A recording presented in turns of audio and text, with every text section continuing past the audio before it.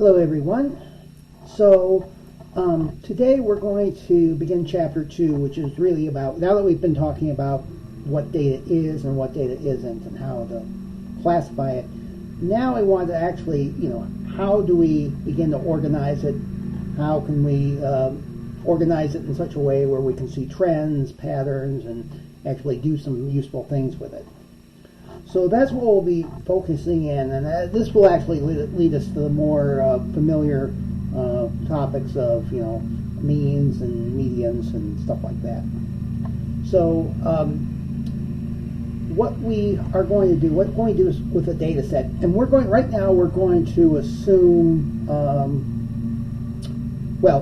we'll assume, if we want, we can assume that the data is not numerical values, but let's go with that for the time being. We'll be talking about frequency distributions and histograms today. And then histograms and stem leaf plots are two ways we can graphically represent the data of the data set. And then we'll talk about the more familiar ideas of measures of central tendency, which is mean, median, and mode. We'll talk about measures of variation or with standard deviation and variance. And then we'll also talk about measures of position, which refer to percentiles. Okay, so those are all ways to begin to organize and get a handle of a data set. So we'll just be talking about a frequency distribution in this lecture.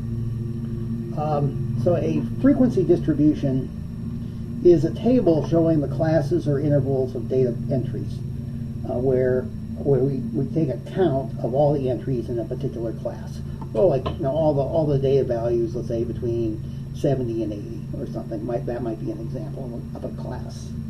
Okay, and then the histogram is just a graphical representation of this frequency distribution. Histogram is kind of a fancy way of saying a bar graph. Okay, a vertical bar graph. So we'll make one in this lecture as well in our example. But right now we just have a few definitions to talk about, because if we're going to talk about form classes, we want to find how do we form classes and how many classes we should have. So we're going to the general rule here is you don't want just like in a bar graph, you don't want too many bars. Well, you don't want too many classes either. So you want between 5 and 20 classes in general. The range of a data set is just the maximum value minus the minimum value. And again, we're assuming that our data is actually numbers in this case, so we can subtract them. So the range is the max minus the min. And then the class width is just going to be the range divided by the number of classes. Now, most of the time, that will not be an integer or a whole number, so we always round up. Even if this turns out to be like 7.1, we would round up to 8. Okay. And what this represents is the differences between the consecutive lower class limits and also upper class limits. Okay. And the class width, we're going to see that's going to be the key feature when we make up our distributions in our histogram. So that's going to be the standard difference between consecutive things. Then once we establish a class width, we can establish the class limits. Every limit will have a lower class limit and an upper class limit. So in our example, we said between 70 and 80. 70 would be the lower limit, 80 would be the upper limit. The first lower limit, that is the lower limit of our first class, is always the minimum value. And then to get the other class limits, we just keep adding the class width to the previous one. So we would take our minimum value and then add the class width to it. That would be the second lower class limit. Add the class width to it again. That would be our third lower class limit, and so on. Then our nth upper class limit would just be one less than the succeeding lower class limit. So that kind of makes sense, especially when you make out these things, the frequency distribution, which we'll do in a minute. And of course, the frequency of a class is just the number of data entries in that class for that interval. And then we also have something called the relative frequency if we want to get an idea of like what percentage of the values are falling into this class. And that would be, that's the relative frequency of the class. That's the frequency divided by the size of the data set. Okay. All right, so what we will do here is look at the, I have an example here, and I apologize for the noise outside if you can hear it. They're mowing our lawn right now. So, okay, so what I have here is, and we're going to be doing a whole, you'll be using this data set, you know, in the next few lectures. We're going to be doing a whole bunch of things to it. This represents the number of times a student went to the library in 1 year on a certain college campus, let's say. So here we have 28 values. So we basically surveyed 28 students, and they asked how many times did you go to the library in the past year? Okay, and these were their responses. So that's the data. And we're going to just, let's say we wanted to give a frequency distribution with 6 classes. Okay, so how do we do that? Well, let's first of all find the minimum. The minimum clearly seems to be 2. And the maximum, you can see that looks like it's going to be a 47 here. That's the maximum value. And so our range would be 47 minus 2, which is 45. And so our class width would be 45 divided by 6. And that's going to be 7.5. Okay, but we round that up to 8. So 8, this is actually going to be our class width, I should say. Okay. All right, so next we go and make the class limits, establish the class limits. Our minimum is 2. Okay, so that's our first lower limit. Then we add 8 to it, that's 10. Add 8, it's 18. Add 8, it's 26. And then add 8, you get 34. And then add 8, you get 42. Okay. All right, so those are the upper limits. Well, obviously, this is going, whatever goes in here, the values have to be less than 10. So we're just going to deal with integers, so 1 less than 10 is 9. So that's our first class limit. Then we can see that 1 less than 18 is 17. Okay, and actually you can see the gap between these 9 and 17, that's 8 as well. So we can just do it that way. 17 plus 8 is 25. 25 plus 8 is 33. 33 plus 8 is 41. And 41 plus 8 is 49. And sure enough, that will cover all the values. All the data values will fall into one of these 6 classes. Okay, now we do the fun part, or the quote-unquote fun part, where we tally up how many of these entries are in each class here, and we just have to do this by hand. Let's say we just go and say, now this tally actually is not. You don't have to usually put. This is just basically for scratch paper. On like a fancy paper, you usually would not include. You definitely would not include this. So we'll just do it to show you how it's done. So we go to 2, that goes in that, 5 goes in here, 17 goes here, 30 goes here, 14 goes here, 27 goes here, 31 goes here, 40 goes here, 15 goes here, 6 goes here, 28 goes here, oops, no it doesn't, goes right here, 28, 42 goes here, 38 goes here, 47 goes here, 21 then 8, then 18, then 41, 40, 22, 37, 11, 7, 29, 38, 45, 41, and 4. Okay, so it looks like we got 6, 4, 3, 5, 7, and 3. Okay, that's exactly what I got. So these are the frequencies: 6, 4, 3, 5,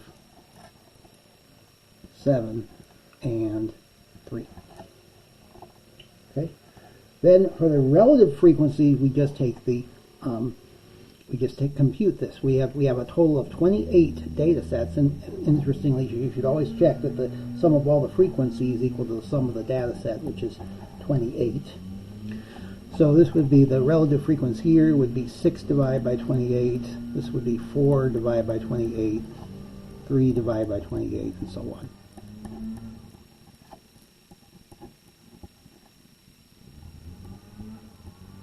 Okay. Now, usually we wouldn't use fractions, so I'll just tell you what the decimal approximations are, and we'll round to. So we'll round to 3 decimal places. In a general rule, it's a good idea to round to 3 decimal places. So this is 0.214, 0.143, 0.107, 0.179, 0.250. This is 0.107 again. All right.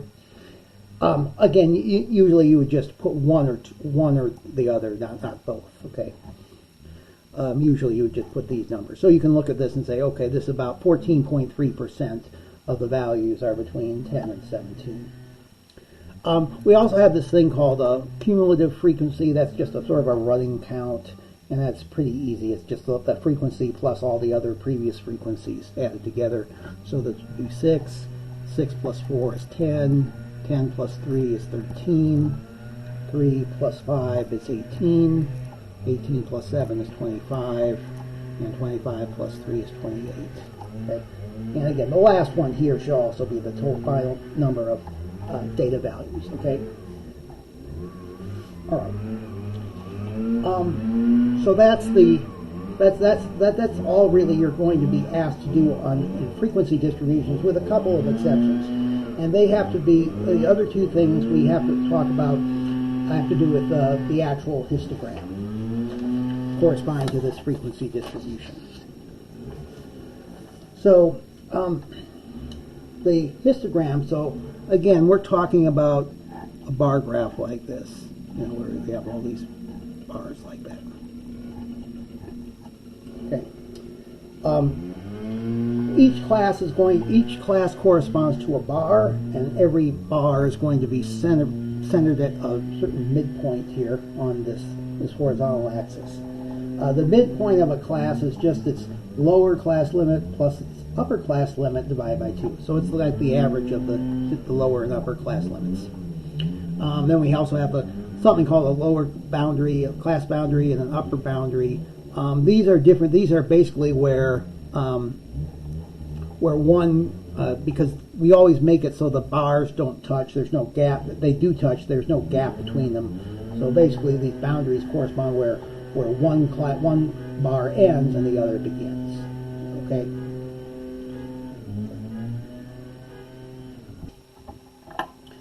Okay, sorry about that. I had to take care of something.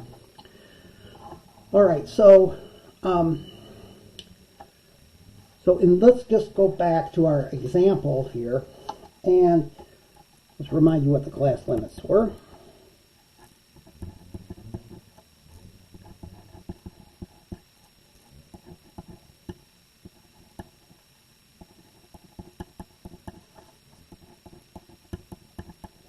and what the frequencies were.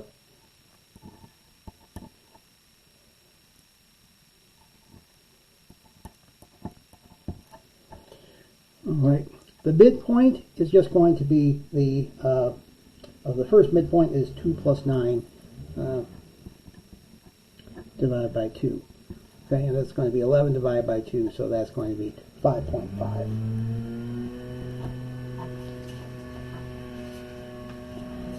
Okay. The next one, this would be 10 plus 17 divided by 2, and that would be 13.5. And notice that the gap here between consecutive midpoints is exactly 8. That's the class width. So you can add 8 to this. This would be 21.5. 21.5. Add 8 to that, you would get 29.5. Add 8 to that, you get 37.5. Add 8 to that, you get 45.5. Okay. And then the class boundaries, basically you're just going to add or subtract 0.5 from the class limit. So 2 minus 0.5 would be 1.5, and then 9 plus 0.5 would be 9.5. Okay. Now that you'll see that the lower class boundary of 1 is going to be the upper class boundary of the preceding class. So this would be 9.5. And then this would be 17.5. This would be 17.5 to 25.5. This would be 25.5 to 33.5. And 33.5 to 41.5. And 41.5 to 49.5. Okay, then to make the actual histogram, and this is not always going to be drawn to scale. Sometimes there's going to be a big gap between 0 and the first midpoint. We'll handle that later. So we just won't draw the scale here. So it's 5.5. This should be a 13.5. Sorry. 13.5. 21.5. 29.5. 37.5. And 49.5. Or 45. This should be 45.5, I think. Sorry about that. Okay. All right. Now the frequencies are usually between, it looks like they're between 0 and 7, so I'll just make 7 marks right here. Okay. And then the height of the first bar is going to be the frequency, the first frequency, which is 6. 1, 2, 3, 4, 5, 6. So it's going to be like this. And the next one is 4. 1, 2, 3, 4. Next one is 3. Next one is 5. 1, 2, 3, 4, 5. This. Next one would be 7. It goes all the way up here. And the next one is 3 again. Okay. All right. So that gives kind of a very rough idea of how the data is spread out. And you can see it's not that, it's not completely symmetric, but it's actually not, there's not a whole lot of variance. Maybe there's a slightly more values over here on the left. But that's nothing to, overall in most cases, there's nothing terribly unusual about the distribution here. Except maybe you're going to be a little surprised you have a small bar, a very low bar towards the center. But that happens now and then. And then anyway, the boundaries would be this. So this boundary right here would be 1.5. This boundary here would be 9.5. This boundary here would be 17.5. This would be 25.5. This would be 33.5. This would be 41.5. And this would be 49.5. So this should actually be 45.5.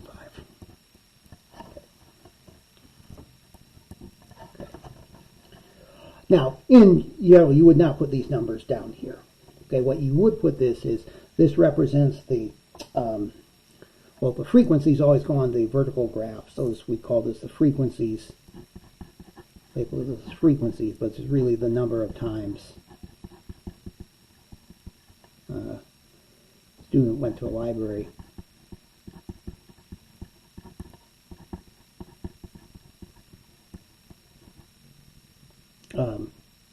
Well, actually,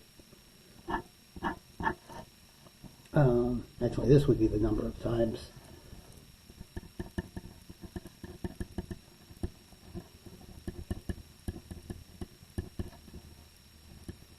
To library. And this would just be the frequency, which is the frequency or the number of trips to the library. Okay, so maybe we'll put a 7, 6, 5. To get an idea of what this is. So this is a very rough, sketch of a histogram. But that's how we're not going to have to do too many of these once we get past the second chapter. But in fact, we're going to be replacing these histograms with a nice bell curve. But just to show you exactly how you could do this, get an idea of this on your calculator, let me just give you a little idea how that would work here. So, turn this on here. Basically, let me just show you how to enter the data set first. This is a TI-83. What you would do is you would hit the stat button, and it's already on edit, so you want to choose edit and hit enter. And here you can see I've already entered some values here. Usually you'd have L2, but here L1, but here's L2. I'm just going to clear this. Just show you. Oh, now that's become L3 and L4. So let's see if I can get back here. For L4, let's say if you wanted to enter some values, let's say 15, 4, 8, 9, 11, 77, 45, 88, 13, let's say, and maybe 77. Okay, there are 10 values here. Just keep on that. And let's say if we wanted to make a very rough histogram about this, what you would first do is you just have to do this once. You just go to hit the second function and then the stat plot button, and go to, under stat plot, select 1 and turn that. You want to turn this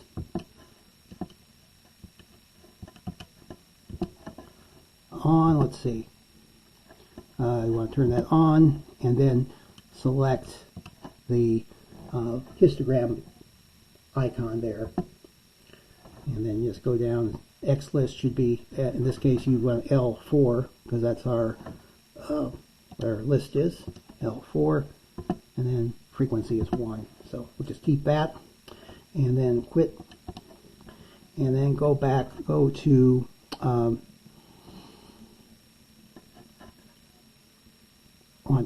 hit zoom and go to command number 9, zoom stat, and that will give you a very rough histogram of that. We're only using 4 or 5 classes here because it's not we don't have very many values. Okay, I would just say you're not going to really be able to use the calculator on this to do this, because I'm going to be asking you questions. What's the class? What class width? what are the class limits and so on. But this will give you an approximation of what the histogram would look like. So that's all I have for today. Sorry about the distractions. But basically what you want to just focus on, be able to find the range, find the max, find the min, find the range, find the class limits, calculate the frequencies, and the midpoints, and give a rough sketch of the histogram, and that's all you have to do. So thank you, and we'll see you next time.